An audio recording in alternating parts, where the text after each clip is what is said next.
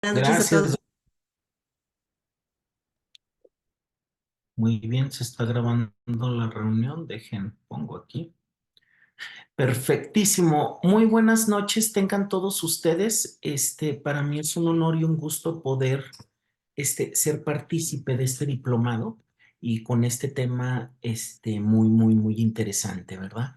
Entonces, no sé si en la medida de sus posibilidades pudieran abrir la cámara, para poder hacer una aula virtual, con todo lo que corresponde, para no sentirme tan solo que le estoy hablando solamente a la computadora, ¿verdad? Entonces, les encargo por favor la cámara.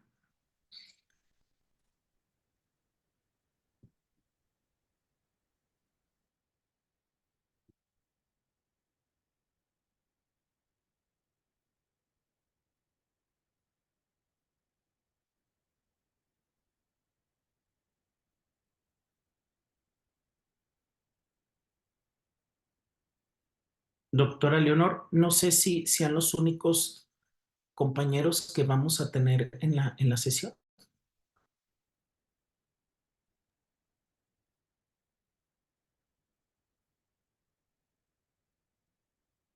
¿Los esperamos o ya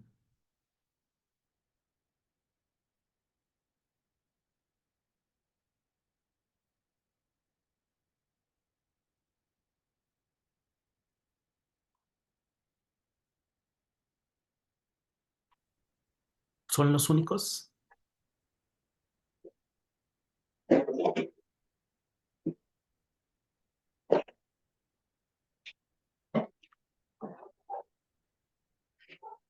Hola, Yo doctor, creo. buenas noches. Soy Kevin. Hola, Creo doctor. que Leonor tiene problemas con su micro, pero aún faltan algunos. De hecho, son como 20, me parece. Entonces, no sé si gusta esperarse unos 2 minutos. Por si gustan, los que están aquí de asistentes, vayan poniendo en estos 2 minutos en el chat su profesión para que los vaya conociendo el doctor. Me parece la mayoría son psicólogos. Algunos son peritos de la Fiscalía de Guanajuato, doctor. Entonces, hay otros que vienen de otras instituciones. Entonces, sí les agradeceríamos que pusieran en el chat su profesión para que lo vaya adecuando hasta sus ponencias el doctor. No sé si quiera comentar algo más, doctor. No, perfecto. Su nombre para saber cómo llamarles, su profesión, y dónde trabajan, dónde laboran, para más o menos ir adecuando las sesiones que vamos a tener. ¿Sale? Mónica Velasco Bonilla, soy psicóloga. Excelente, doctora Mónica. Dice Leslie Minerva, me llamo Minerva y soy psicóloga, doctora psicóloga. Doctora Minerva, trabajo en la Fiscalía del Estado de Guanajuato. Excelente, excelente. El doctor Oscar, perito psicólogo de la Fiscalía de Guanajuato. Ah, mucho compañero de... Yo trabajo en el Centro de Evaluación y Confianza del Estado de Aguascalientes. La doctora Mónica, me imagino. Excelente. El año pasado tuvimos un compañero de ahí, de Aguascalientes, y he tenido la oportunidad de conocerlo ya personalmente y algunos trabajitos entonces que hemos realizado. Y un honor, un honor. María Ingracia, doctora María Ingracia, y trabajo en la Fiscalía de Hidalgo, en Pachuca. Excelente. Hace unos días pasamos por Pachuca, que íbamos a Veracruz. Fuimos al puerto de Veracruz, a Boca del Río, un ladito, al Congreso Nacional de Anatomía. Entonces ahí tuvimos una participación. De hecho, nuestros trabajos que presentamos fueron en materia forense. Este, muy bien, doctora, mucho gusto, doctora María Ingracia. Doctora Priscila, labora en la Fiscalía de Guanajuato. Doctora Isabel, perito psicóloga, excelente. Buenas noches, Carla, Verónica Tinajero, licenciada cirujano dentista, excelente. Especialista en antropología forense, maravilloso. Y maestría en ciencias forenses, maravilloso. Nos faltan muchos, muchos antropólogos. Sí, ¿dónde realizó antropología? Disculpe, doctora.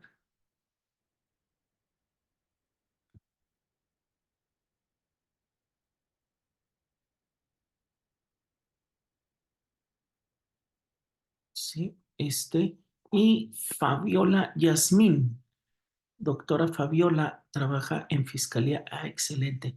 En la Escuela Nacional de Antropología e Historia. Ah, perfectísimo. De hecho, yo tengo un contacto muy directo, con la coordinadora de antropología de la Universidad Nacional Autónoma de México. Entonces, trabajamos en conjunto un programa junto con el doctor Ángeles, la doctora Fabi, el doctor Elizondo en la Autónoma de Nuevo León, el doctor Arredondo de la Benemérita de Puebla. Estamos trabajando en conjunto de lo que es el programa nacional de donación de cuerpos humanos para la ciencia. Entonces, estamos trabajando ahí. Entonces, la doctora en la UNAM, antropóloga forense, pues excelentes. Tuvimos la oportunidad de saludarla el fin de semana ahí y pues excelente la aportación que hace a la antropología sobre todas estas ciencias, ¿verdad? Entonces, excelente tenerla. Va a ser muy, muy gratificante sus comentarios. Muy bien, les encargo por favor lo de la cámara para poder estar en conjunto. Leonor, soy psicóloga, la doctora Leonor, para DIF con niños de casas hogar. Ah, excelente, qué bonito trabajo. Sí, con los pequeñitos. Excelente. Muy bien, ya se están conectando un poquito más. Uno más, entonces, vamos a dar inicio un poquito mientras los demás, vamos haciendo la introducción mientras los demás se van conectando. Entonces, pues un gusto conocerlos. Yo soy el doctor Héctor Rosales. Trabajo ahorita actualmente en lo que es el encargado del anfiteatro, en la Universidad Autónoma de Zacatecas. Trabajamos ahí lo que es la conservación de los cuerpos para la ciencia. Estamos haciendo el programa de donación de cuerpos humanos para la ciencia de manera altruista, para las investigaciones científicas, quirúrgicas, anatómicas, de enseñanza en las ramas de las ciencias de la salud. Entonces, ahorita estamos ahí laborando. Soy maestro de ciencias forenses en lo que es la Facultad de Medicina de la UAS con Z en Zacatecas, y maestro de anatomía, ¿verdad? Entonces, y en lo particular, pues me dedico a lo que es la práctica de mi especialidad, que es la medicina forense, la medicina legal. Y dentro de esto, pues nos preparamos para lo que es el protocolo de Estambul. Nosotros realizamos la parte médica, clínica, para empezar a desarrollar estos temas. Entonces, siéntase con la libertad de levantar la mano para una opinión, para alguna situación durante la clase, y poder aclarar las dudas en la medida de nuestras posibilidades, y si no, pues las buscamos y buscamos la respuesta más adecuada para la misma, pero para que se vaya nutriendo en todo este ámbito. No sé si alguien ya de ustedes ha participado en alguna situación de protocolo de Estambul, cómo se desarrolla, han tenido participación, cómo es el dictamen, cómo se escribe, cómo lo vamos manejando. No sé si alguien quiera levantar la manita o más para tener conocimiento y poder ir ubicándolos, ¿sale? Entonces, hemos tenido bastante comunicación, bastante trabajo en el pasado, con la Fiscalía de Guanajuato. Antes, me dedicaba más al trabajo de campo. Ahorita estoy un poco más en el trabajo de investigación en todo este ámbito, aportando cada quien en la trinchera que nos toca, ¿verdad? En la trinchera que nos corresponde para poder dar resolución a un problema que está muy en boga actualmente. Este, siempre ha estado, siempre ha existido, siempre se ha presentado, ¿sí? Lo que es la tortura, ¿sale? Siempre se ha presentado en diferentes formas, ¿sí? Entonces es lo que vamos a ver, es lo que vamos a estudiar, cómo se tiene que desarrollar, cómo se tiene que investigar, qué son los puntos claves que tienen que ustedes visualizar, cómo se debe de ser la temática de la investigación desde la parte de vista médica. Acuérdense que pues una investigación de este tipo, pues los datos que va a arrojar una investigación extremadamente minuciosa, ¿sí?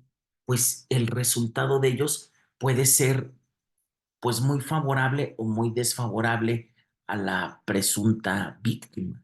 Entonces, requiere del total conocimiento de nosotros, requiere de la total sapiencia médica, psiquiátrica, psicológica, jurídica, para poder llevar adecuadamente todo el procedimiento.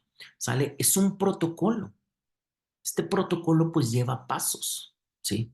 Entonces, cuando es un protocolo, lleva pasos, hay que seguir todas esas series de pasos para poder determinar si es positivo o negativo cada una de las partes, cada uno de los puntos que nosotros desde la posición médica, llámese psicológica, psiquiátrica o médica clínica, nosotros debemos empezar a evaluar. Hay criterios en los que nosotros vamos a empezar a desarrollar los puntos clave para poder brindar un diagnóstico tanto positivo como negativo a toda interrogantes que se va a generar. Obviamente, cuando se efectúa el protocolo de Estambul, esa solicitud de la víctima, ¿sale? Se realiza mediante una solicitud donde la víctima refiere que tuvo malos tratos, ¿sí? Que tuvo malos tratos físicos, psicológicos, denigrantes en su persona y que eso pues tuvo una afectación propiamente en su psique, en su físico y que pues por eso tuvo una resolución a medida de que se le veía involucrado a esta persona, sí, por medio de estos malos tratos, por medio de la tortura, malos tratos, sí, tuvo que dar una respuesta a algo que él, si no los hubiera recibido, pues hubiera sido de otra índole la investigación. Entonces tenemos que investigar todas esas situaciones. Protocolo de Estambul, pues bueno, viene después de la Segunda Guerra Mundial, viene de los juicios de Nuremberg, ¿sí? Donde nos dimos cuenta de la tortura que pasaban los prisioneros a través pues, del grupo de grupos de la Segunda Guerra Mundial, llámese nazis, ¿verdad? Sí, donde se integraba para que las personas, por medio de tortura, de malos tratos, pues llevaran cierta información, se hicieran ciertas investigaciones, tanto médicas, farmacológicas. Entonces, se realizaban ciertos tratos a las personas, pues que no eran adecuadas, que eran unos tratos inhumanos, ¿sí?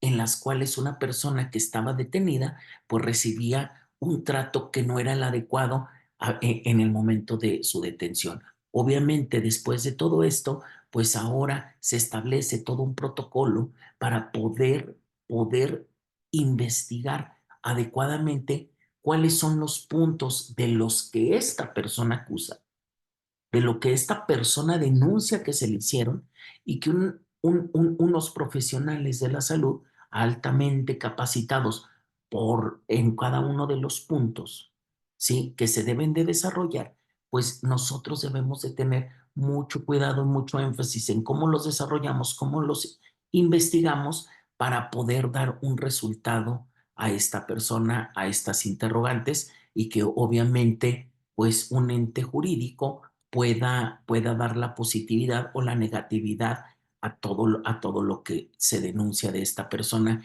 que presuntamente pues fue víctima de esos malos tratos. ¿Sale? Entonces, creo que nadie levantó la manita. Entonces, quiero entender que apenas están en el proceso, quiero entender que han escuchado, han visto, han leído, lo han estudiado en todo esto, pero pues nos vamos a ir de la manita desarrollando cada uno de los puntos de lo que corresponde el protocolo de Estambul en el punto de vista médico, apoyándonos obviamente de lo que es lo psicológico, lo psiquiátrico, ¿sí? Es una entrevista muy importante donde a la persona se le debe de dar la libertad, ¿sí? De expresar todo lo que ha sufrido, ¿sí? Nosotros no podemos insinuar, no podemos interrumpirlos en en la manera libre de que se está expresando esta persona, ¿sí? Nosotros no podemos suponer, nosotros no podemos guiarlo en cómo debe de estar esa entrevista. Primero debemos de conocer qué es lo que denuncia, qué es lo que le pasó. Nosotros no vamos a interpretar en ese momento de la entrevista si es positivo o si es negativo. ¿Sí me explico? ¿Por qué? Porque la testimonial únicamente no te va a dar eso, ¿sí? Anteriormente, en la forma de enjuiciamiento tradicional, pues las testimoniales eran un punto clave, nada más la testimonial, y con que se dieran 4 testimoniales en el mismo rubro, en un juzgado ya la daban por positivo. Entonces era una situación extremadamente ambigua en cuanto al resultado. ¿Por qué? Porque pues si te ponías de acuerdo en las testimoniales, cómo las ibas a manejar, pues podía ser que el resultado no fuera el adecuado si se investigara con todas las pruebas. ¿Por qué? Porque deben de ser concordantes, ¿sí? Un trato inhumano de tortura, un trato denigrante, ¿sí? En lo clínico, en lo médico, ¿sí? Generalmente deja un estigma. No puede ser nada más agudo o crónico, ¿sí? Cuando deja una cicatriz, a menos que la lesión nada más haya estado determinada a nivel epidérmico, que cuando es en piel una lesión y se da en la lesión a nivel epidérmico, pues ahí no hay vasos sanguíneos, obviamente no hay muscularización y por ende, pues no va a haber cicatrización. Pero si ya nos vamos un poco más abajo en la capa dérmica, en lo que es propiamente la dermis, ¿sí? Pues obviamente ahí va a estar atiborrado de capilares. Si hay una lesión a ese nivel, va a haber un sangrado y por ende va a haber una cicatrización, ¿sí? Cuando nos referimos una parte en la lesión epidérmica, ¿sí? Pues nada más vamos a llamarla como una excoriación, que si es de manera aguda, pues la vamos a visualizar, pero si ya pasaron algunos días, pues ya no va a determinar y obviamente no va a dejar un estigma, no va a dejar una huella. Todas las demás pueden dejar una huella, tanto físicamente como funcionalmente, ¿sí? Pueden dejarla externamente como internamente. Entonces, corresponde a nosotros saber qué tipo de maniobras son vistas o son sometidas estas personas para que se les realice un maltrato, una tortura, para poder nosotros investigar, para nosotros poder adecuar, ¿sí? Hacia dónde vamos a buscar la información. A lo mejor fue un maltrato o a lo mejor físicamente estuvo dañado en la región escapulohumeral, en la articulación glenohumeral, que es la articulación del hombro, doctores. Sí, me voy a referir a todos como doctores. Sí, entonces, es a nivel de la articulación glenohumeral, sí, pero una cosa muy distinta es si es por presión, si es por golpes, sí, por si es por tracción. ¿Sí? Las lesiones van a ser diferentes. El lugar donde se registre la lesión va a ser diferente. Va a ser a nivel dérmico, puede ser a nivel muscular, puede ser a nivel de ligamentos o puede ser a nivel capsular ¿sí? Puede ser a nivel articular dentro de la cápsula, ¿sí? Entonces debemos de investigar qué. Si nosotros vemos que hay una falta de movimiento, sí, pero nosotros le tomamos una radiografía de partes blandas y partes óseas y no vemos ninguna deformidad, pero a lo mejor el problema es inflamatorio dentro de la articulación y eso no lo vamos a poder visualizar y nosotros vamos a dar un falso negativo porque es totalmente positivo a lo que se está alegando, pero la falta de cómo investigarlo, de cómo llegar al diagnóstico, no lo vamos a poder visualizar. Hay un dicho que me gusta mucho yo tener en mente que siempre dice, los ojos no ven lo que la mente no sabe, ¿sí? Entonces, si nosotros no conocemos esa información, no suponemos que por medio de una tracción puede tener la elongación de las fibras musculares, ¿sí? Cierta resistencia, pero los ligamentos pueden tener alguna lesión, pues el paciente te va a estar mostrando, la víctima, ¿sí? Te va a estar mostrando en su plática alguna lesión que él haya referido o algún dolor articular y nosotros no la vamos a visualizar porque no estamos haciendo la propedéutica adecuada para poder llegar al diagnóstico, ¿sí? Entonces, el conocimiento médico de la propedéutica, de cómo llegar a esto, de cómo revisarlo, pues tiene que estar siempre de la mano, ¿sí? Tenemos que ser expertos en esa parte, tenemos que buscarlo, tenemos que tener, después de la entrevista, tenemos que tener la sospecha de que si te está platicando tal situación, no me debe de faltar buscarle clínicamente esto y buscar apoyos de diagnóstico, porque al final de cuentas, nosotros en nuestro dictamen tenemos que ser demostrativo de lo que nosotros estamos diagnosticando, ¿sí? Antes comentaban que en las ciencias forenses, en los dictámenes, en los certificados, se escribía a mi real saber y entender. O sea, dependía de la experiencia de la persona que le estaba realizando el estudio.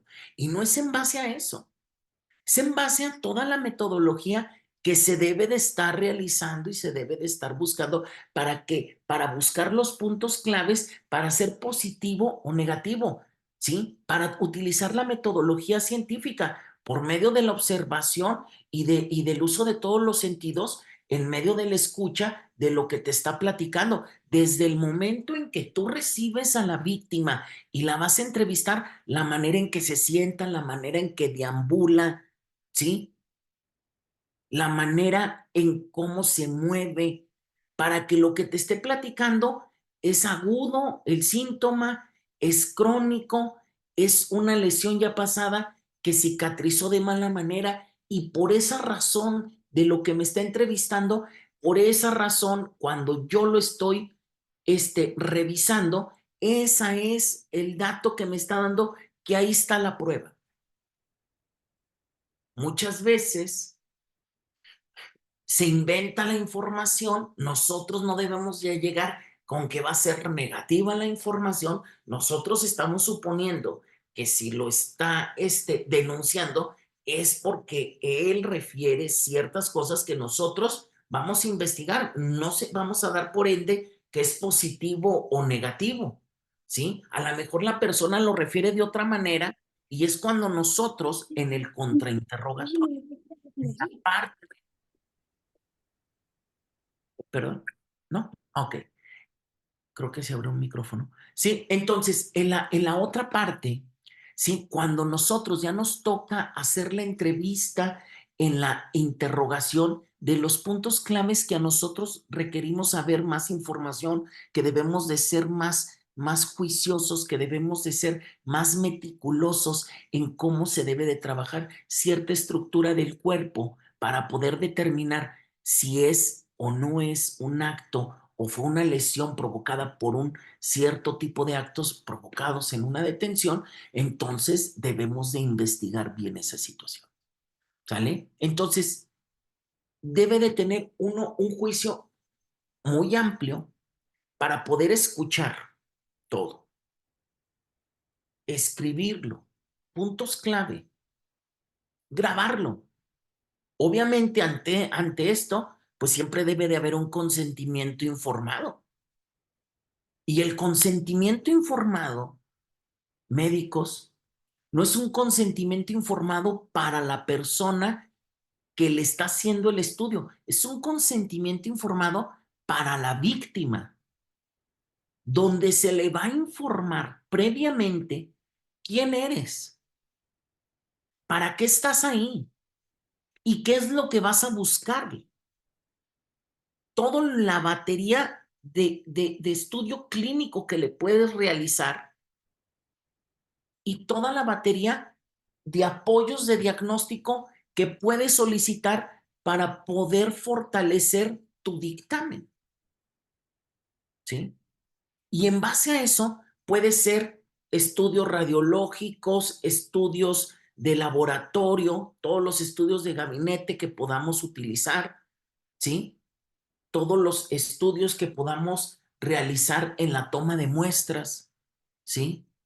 ¿Por qué? Porque pues en una toma de muestras, pues a lo mejor vamos a hacer punción venosa y pues obviamente pues vamos a provocarle una lesión por la punción. Él tiene que dar el consentimiento, ¿sí? De que la información, de que eso que se le va a practicar, eso que se le va a estudiar, eso que vamos a revisar, él está consciente para qué se va a utilizar y que él acepta que toda esa información va a ser para poder llegar al diagnóstico que él denuncia, que es pues, la tortura, los malos tratos de migrantes y todo eso.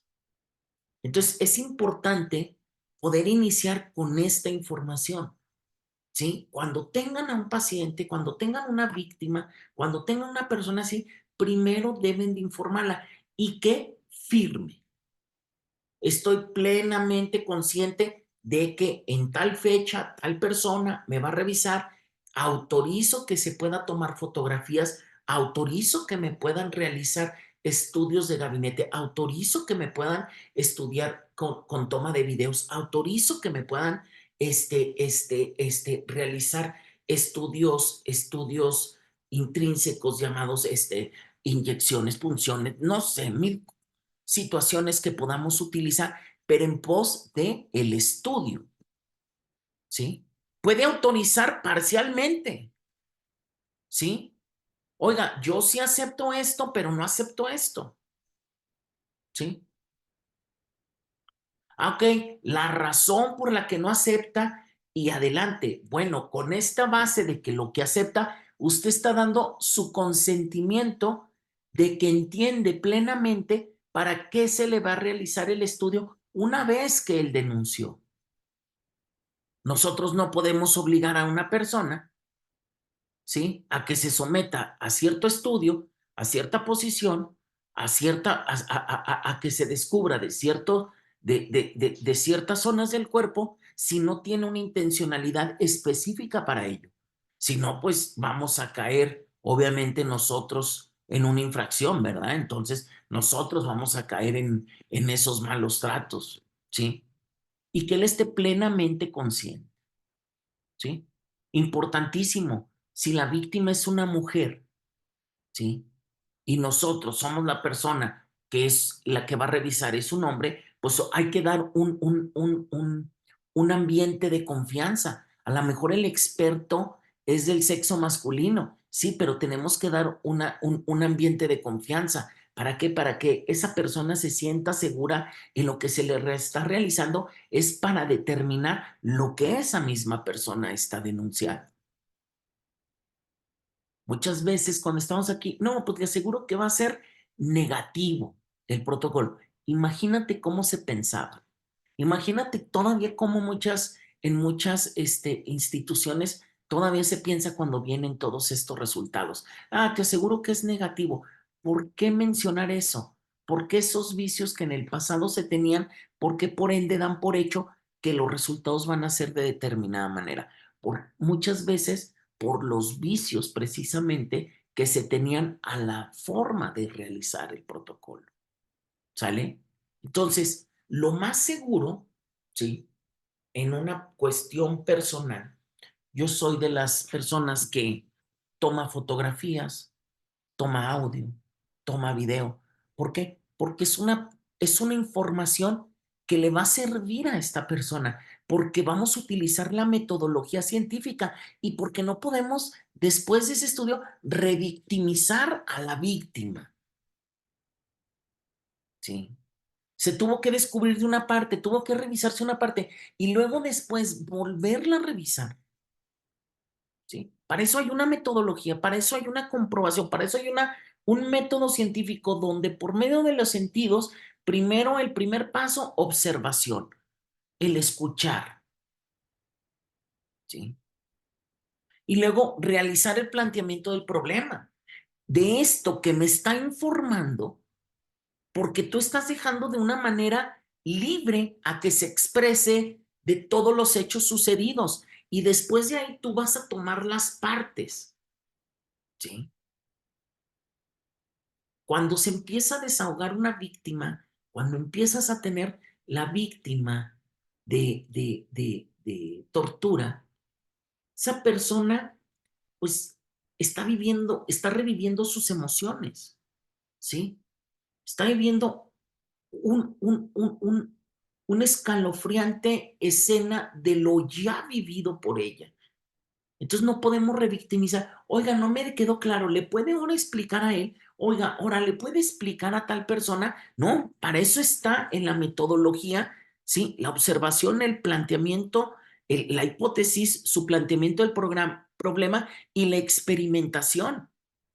Y esa experimentación debe de ser comprobada en base a los datos que me da, en base al protocolo, no importa quién revise los datos, si siguen la metodología que nuestro protocolo indica, si se sigue la metodología que el protocolo de Estambul indica, o sea, no son cosas que usted que lo va a practicar, que usted que lo va a desarrollar, se lo va a sacar de la mano. No, es que yo supongo esto, es que yo lo hice con... No, tiene que seguir la metodología porque alguien va a investigarlo y tiene que comprobarlo y tiene que llegar al mismo resultado, tanto positivo como negativo. Y por eso es necesaria la metodología. Es por eso el nombre de protocolo. ¿Sí? Es una guía. Que no nos falte. Lo revisé y esto no entra en esta materia. Esto sí entra y por eso se siguen estos pasos. Por eso se tiene que investigar aquí. ¿Sí? Entonces, es toda una dinámica de procesos que ustedes deben de realizar, ¿sí? A veces dice uno, la intuición y eso, aquí no vale todo eso, ¿sí? Aquí valen los hechos y lo que pueda ser demostrado. Entonces, es muy necesario realizar todo este protocolo, todo este guía, porque dice el conjunto de directrices que ya internacionalmente se han tomado en cuenta para seguir una investigación para, y llegar a, a un dictamen, a una resolución, a una documentación exhaustiva para investigar si esa persona fue víctima de tortura, de malos tratos, de migrantes, todo lo que refiere. Es importante saber eso. No es que cada país suponga que aquí seguimos tales puntos, pero este punto no lo tomamos en cuenta. No, al final de cuentas, el protocolo es internacional. No importa quién venga y lo haga, todos siguiendo la misma metodología deben de llegar al mismo resultado. ¿Sí? Entonces, son todas las directrices prácticas que van a valorar. ¿Sí? Dice directivas comprensivas y prácticas que van a valorar eso. Si alega golpes en la región posterior del tórax, se alega que pisotones en la región posterior del tórax, ¿sí?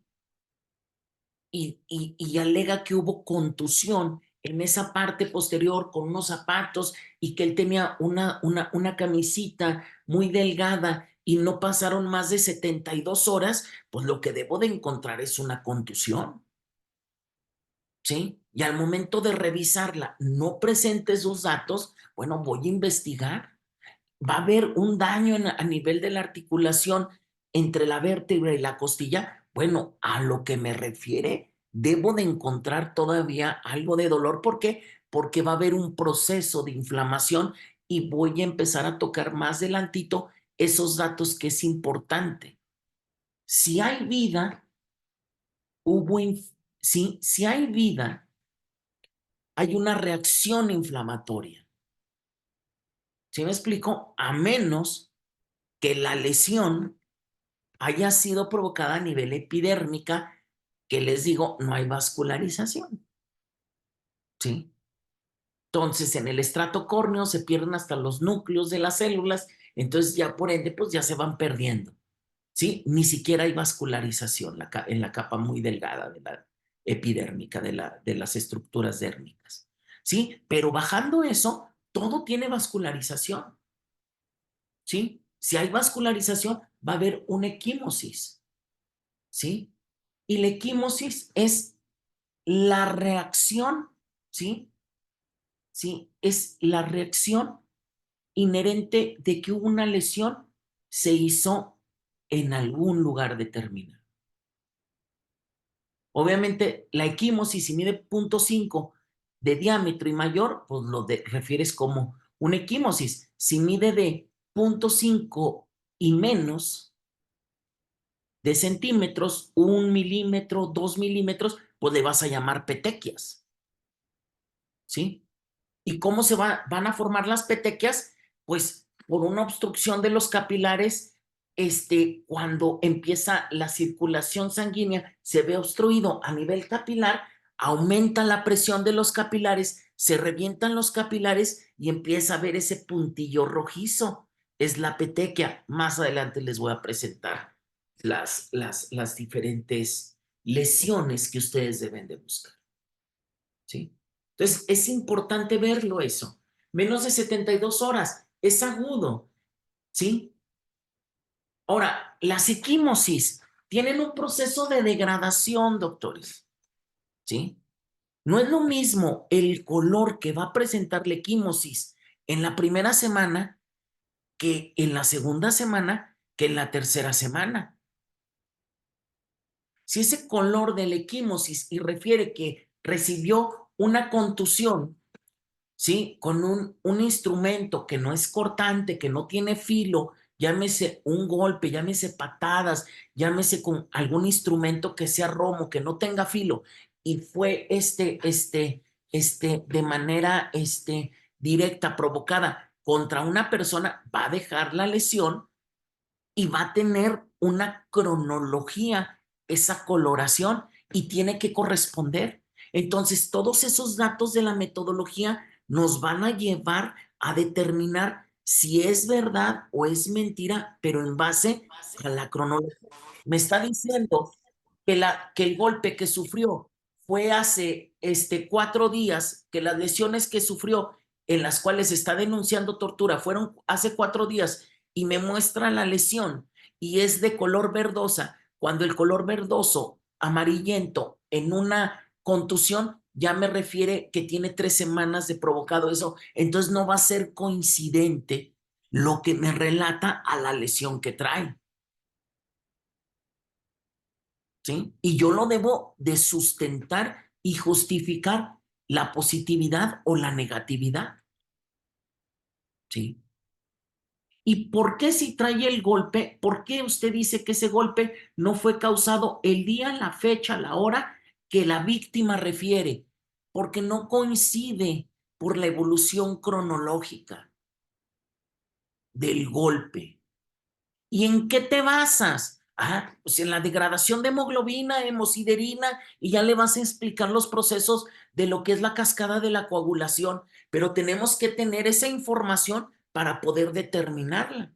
Les voy a pasar los datos, lo que ustedes requieren en las exposiciones. Veo que ya tenemos un grupo de WhatsApp y ahí la clase, lo que estemos tomando, voy a empezarles a subir información para que ustedes lo vayan visualizando, lo vayan analizando y vayan después en las siguientes clases teniendo preguntas, les mandamos algún ejercicio, les mandamos algunas fotografías, determine sí o no y qué lo provocó, ¿sí?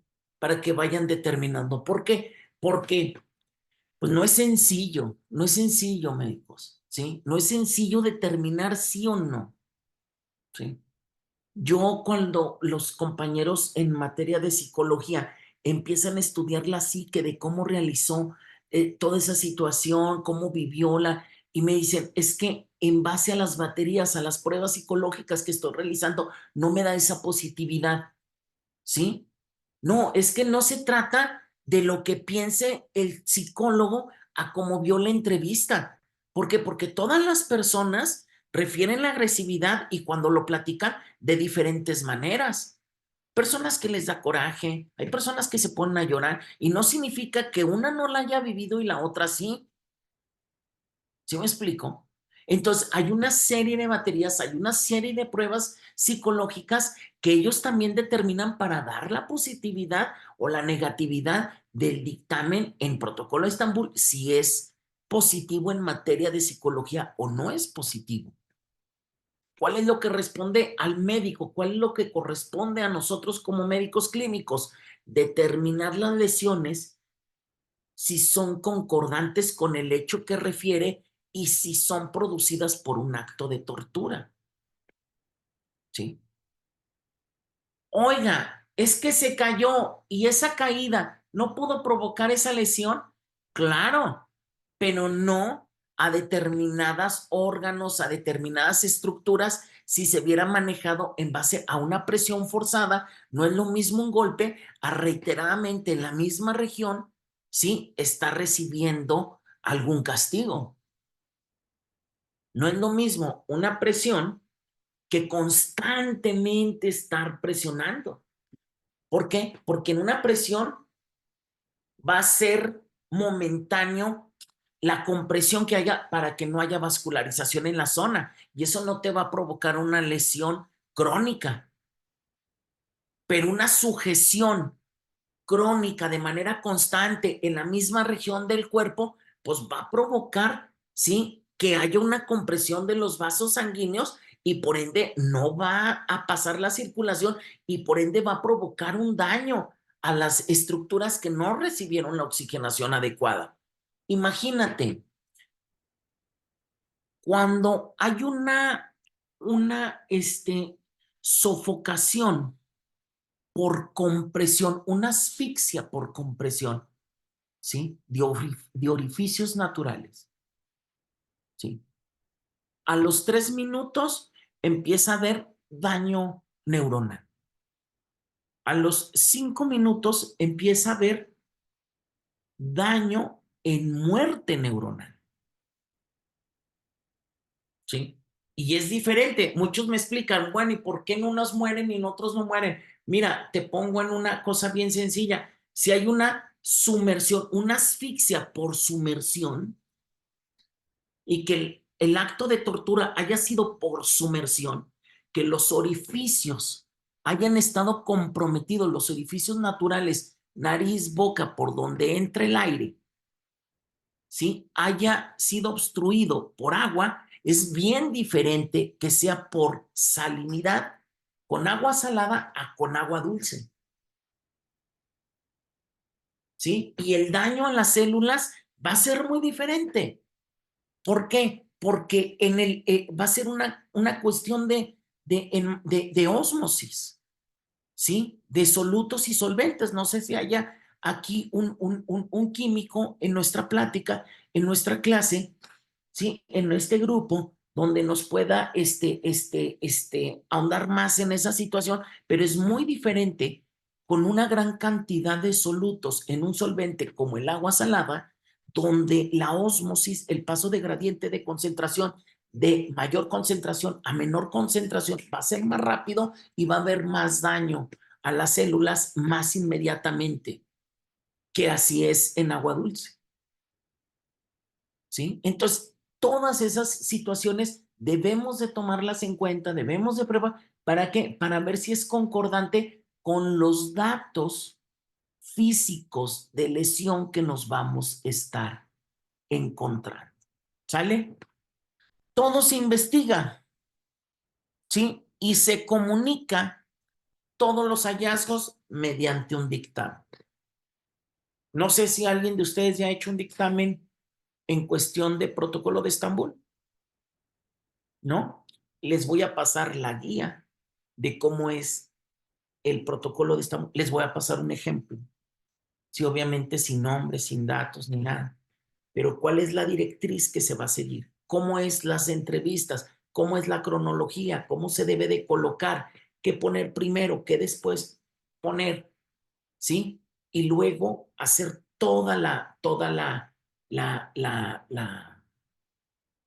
la documentación para poder escribir en orden y poder llegar al diagnóstico. Desde que llega nuestro paciente para determinar, ¿sí?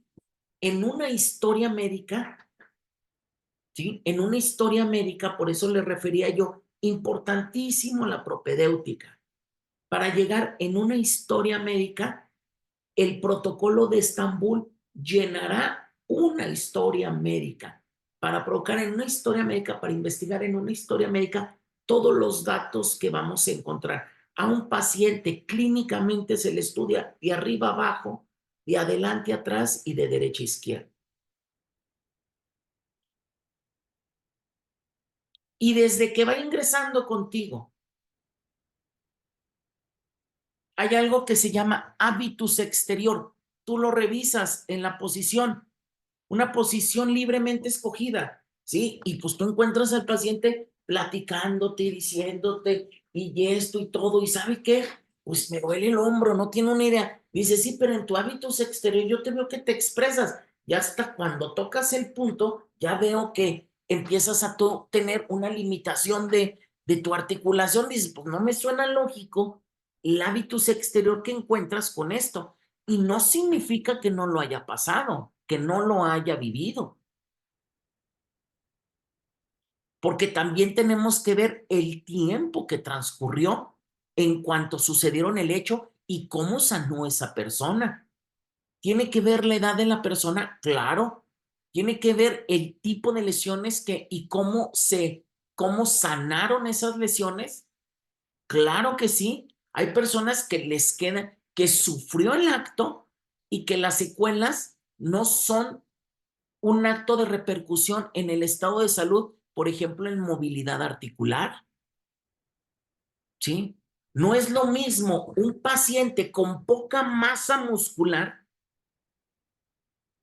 que un paciente con bastante masa muscular para que le provoque la lesión, ¿sí? O sea, es un sinfín de situaciones que debemos de observar, que debemos de analizar, ¿sí? Ahí no debemos de pensar en otra cosa, exclusivamente enfocarnos en lo que nos está realizando.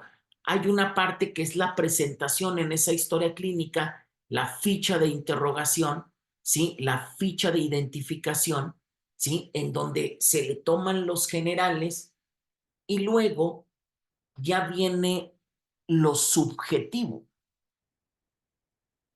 Y lo subjetivo es lo que el paciente te refiere. A eso nosotros médicamente lo referimos como un swapping.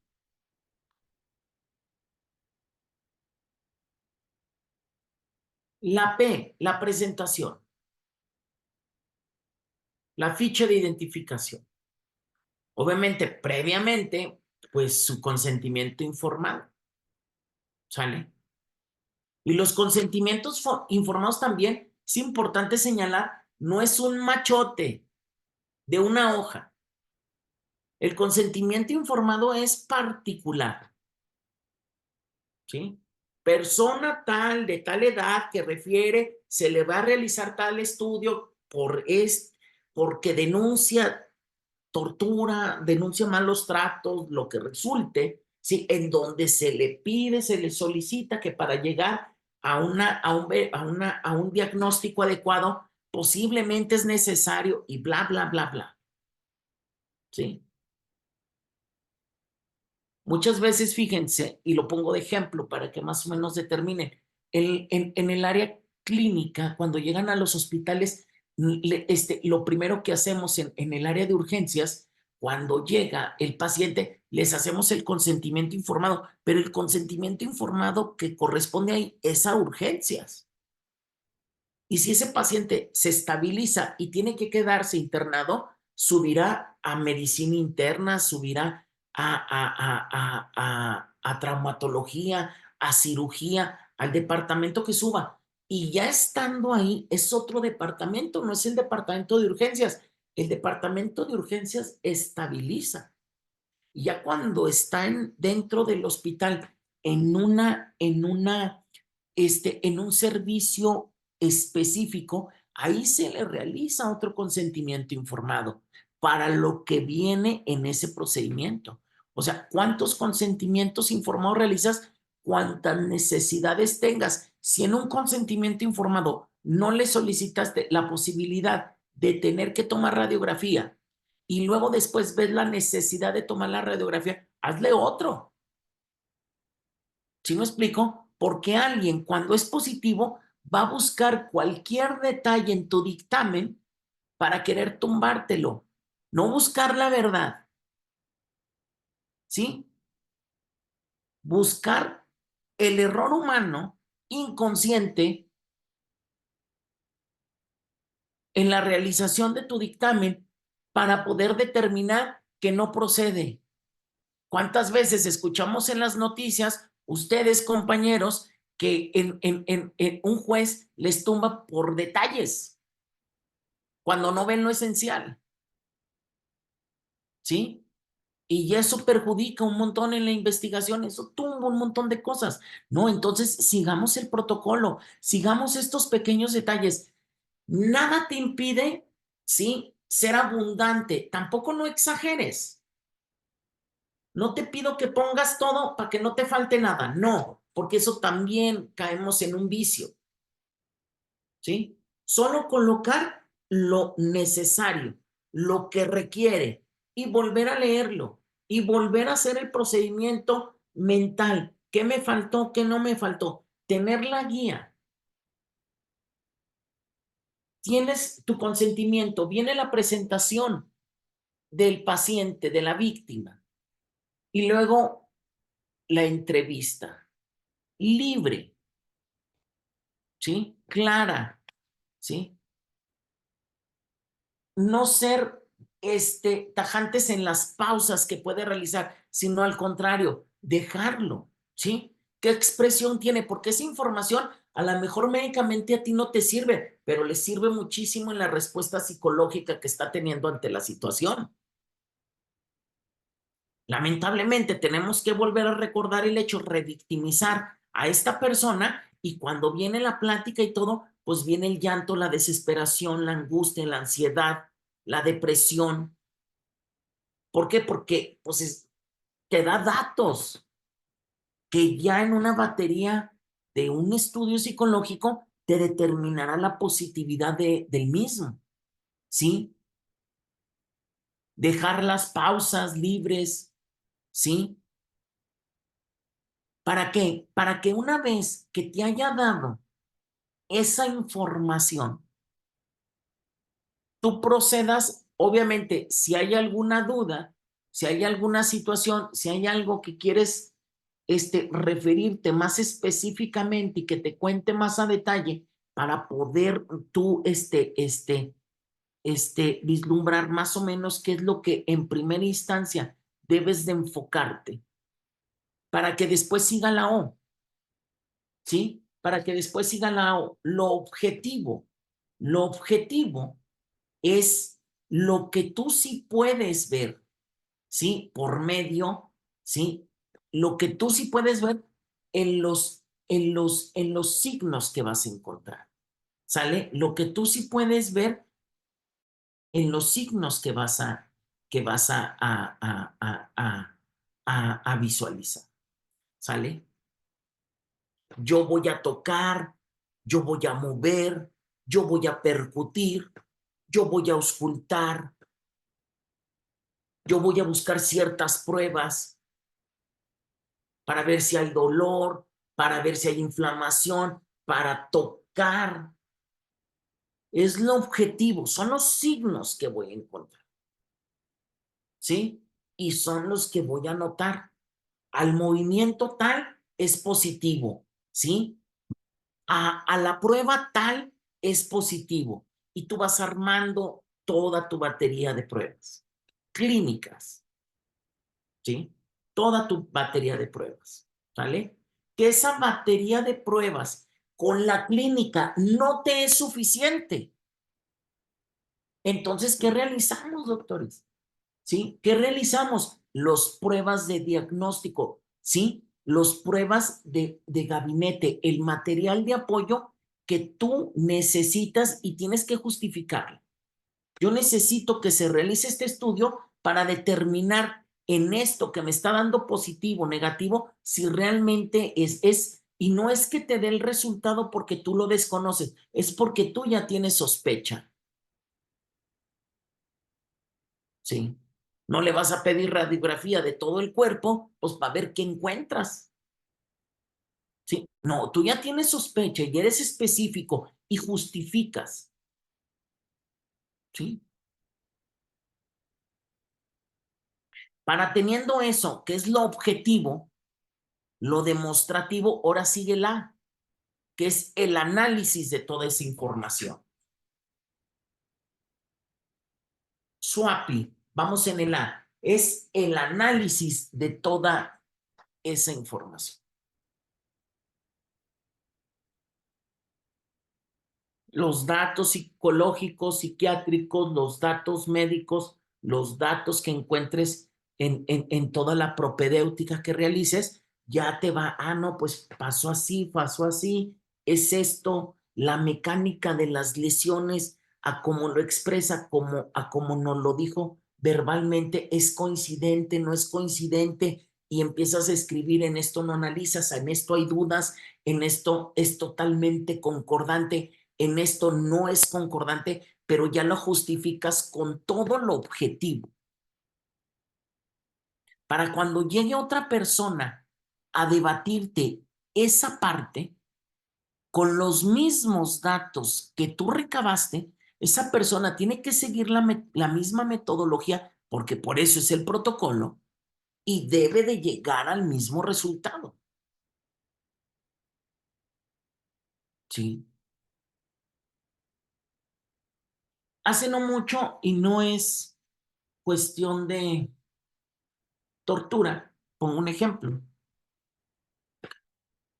Niña de 6 meses que es violada y que refiere el padre que es violada por una persona femenina muy cercana en su casa, 6 meses, ¿sí? Y refiere que se le introdujo toda la mano, todo el puño, ¿sí? Y denuncia, pues, ese acto, ¿sale?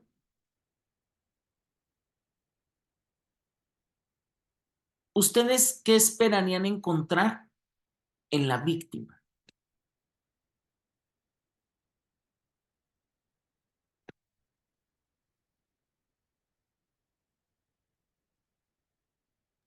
Pues esperaría encontrar lesiones, ¿no? Tanto a nivel, este, pues vaginal, como, pues sí, bueno, quiero pensar eso, que se presentarían algún tipo de lesiones específicas, Doctora producto Carla,